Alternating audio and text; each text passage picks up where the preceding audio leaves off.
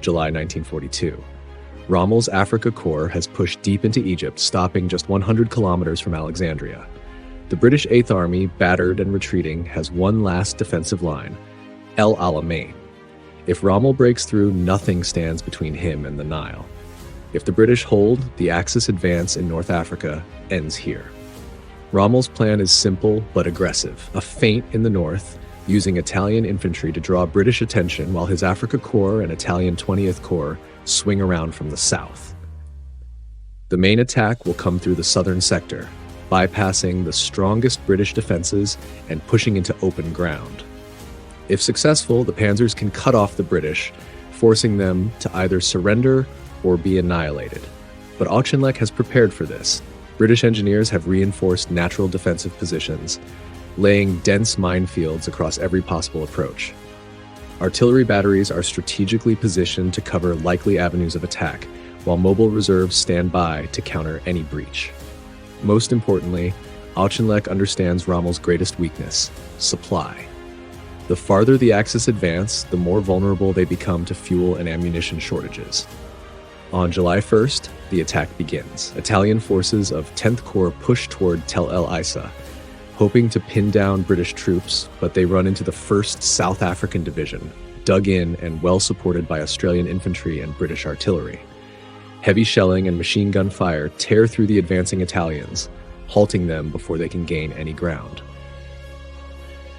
Meanwhile, in the south, Rommel's panzers advance toward Ruwaisat Ridge, but the British have turned the terrain into a death trap. The area is covered in minefields, forcing Axis engineers to clear paths under constant fire. British 6-pounder anti-tank guns, hidden in well-dug positions, open fire, knocking out German and Italian tanks as they try to maneuver through the gaps. Rommel pushes forward, but the British seize the moment. Special forces and long-range desert patrol units strike at Rommel's supply lines, targeting fuel convoys and ammunition depots. Without fuel, Rommel's tanks become useless and the offensive begins to stall. By July 10th, the 9th Australian Division launches a ferocious counterattack at Tel El Isa. They overrun German positions, capturing high ground and cutting off communications. German radio intercepts indicate confusion. Rommel's forces are unable to coordinate effectively as British troops dig in and hold their newly won positions. Rommel, realizing his northern push has failed, shifts focus south. On July 14th, he launches a desperate assault at Ruwaisat Ridge.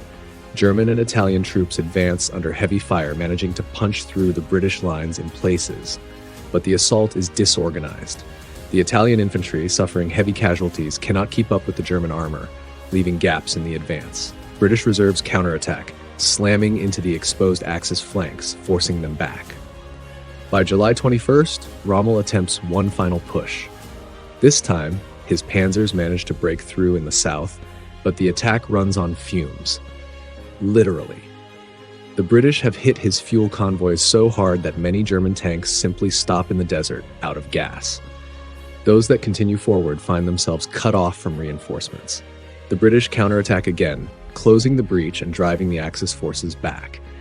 By the end of July, it's clear Rommel can't break through. His forces are exhausted, low on supplies, and unable to mount another offensive. Auchinleck, though battered, still holds the line. The Axis offensive grinds to a halt, and Rommel is forced onto the defensive. El-Alamein is not a British victory, yet. But it is a turning point. Rommel's momentum is gone. The British have learned how to fight him, and soon, Bernard Montgomery will take command. The final battle for North Africa is coming.